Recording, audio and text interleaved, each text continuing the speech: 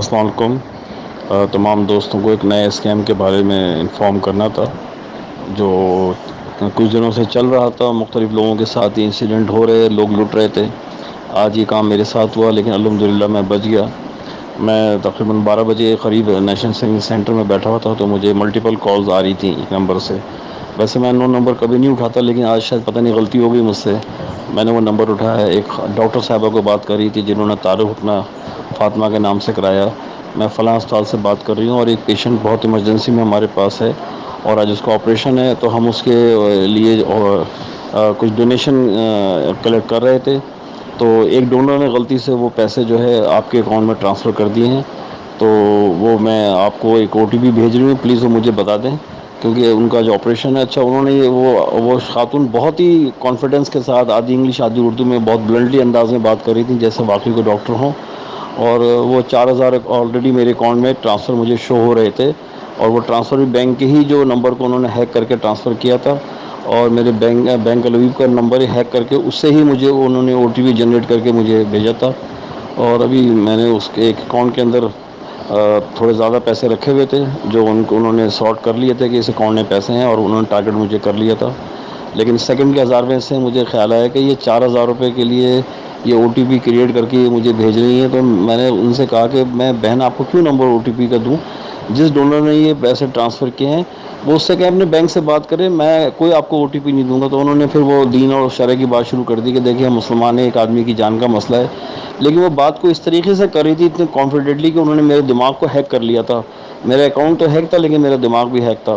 لیکن پھر میں نے غصے میں کہا کہ میں نے کہا میں آپ کو کوئی اکاؤنٹ نمبر نہیں دوں گا، اور یہ مسلمان، اور میں نے اس پہ جو ہے کچھ الٹی سیدھی بات بھی کر دی کہ دنیا کی سب سے بری قوم تو اس کا مسلمانی ہوئی ہے،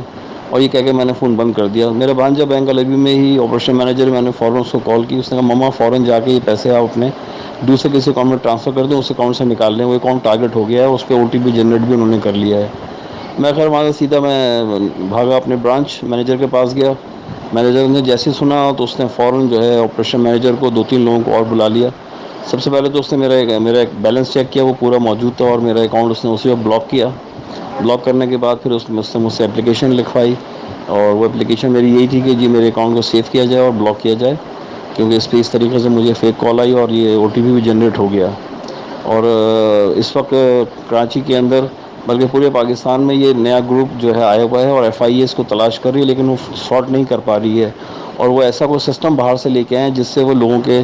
فون نمبر کے ذریعے وہ تمام ڈیٹیل آپ کی پرسنل لے لیتے ہیں کہ آپ کے پاس انویسٹمنٹ میں کیا کیا ہے،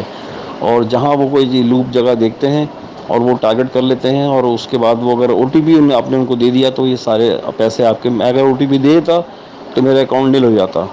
تو الحمدللہ میں بچ گیا، اور میں نے اپنا اکاؤنٹ سے بلاک کروایا، اپلیکیشن لکھ کے دی، اپلیکیشن کی ریسیونگ میں نے لی، پھر بینک نے ہی مجھے کسٹمر سروس سے فون کرا کے وہاں بھی کمپلین لانچ کروائی، پھر میرے پاس جو ہے وہ سیلف جنریٹڈ سسٹم سے مجھے میسیج بھی ریسیو ہو گیا۔ تو آج اللہ تعالیٰ نے یہ کرم کیا ہے، لیکن بینک مینیجر نے مجھ سے کہا تھا کہ سرفراز صاحب جو بھی جاننے والے ہیں ان سب کو ضرور آگاہی دے دیں کہ پہلے تو بینک کو کال کرتا نہیں، لیکن کوئی بھی کال آئے تو آج کل جو حالات چل رہے ہیں اس میں پہلے تو ان نون نمبر اٹھائے نا، اور اگر کوئی بینک کے حوالے سے آپ سے بات کرے تو فوراً ہی فون بند کر دیں۔